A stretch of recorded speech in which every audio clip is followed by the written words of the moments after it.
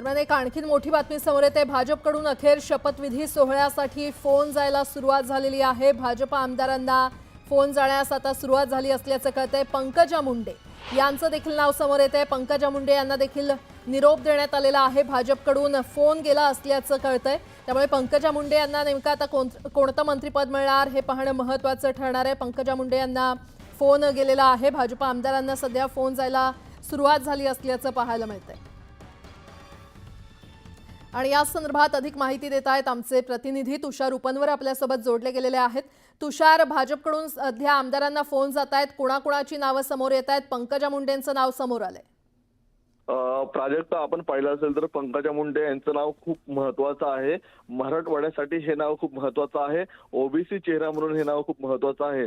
आपण पाहिलं असेल तर राज्य मंत्रिमंडळामध्ये महिला आमदार म्हणून पहिल्यांदा आता आपल्याला पंकजा मुंडे मंत्री होताना पाहायला मिळणार आहे। कारण की 2.5 वर्षाच्या कालखंडामध्ये महायुतीमध्ये भाजपा पक्षाच्या महिला म्हणून कोणीही त्या ठिकाणी मंत्री होऊ शकलं नव्हतं। मात्र आता महायुतीमध्ये भाजपाकडून पहिला क्रमांक लागलाय महिला मंत्री होण्यामध्ये, ते म्हणजे अर्थात पंकजा मुंडे यांचा।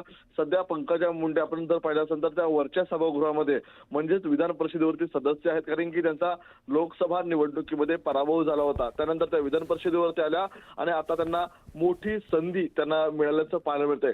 देवेंद्र फडणवीस यांच्या टीममध्ये आता पंकजा मुंडे मंत्री म्हणून काम करताना पाहायला मिळणार आहे।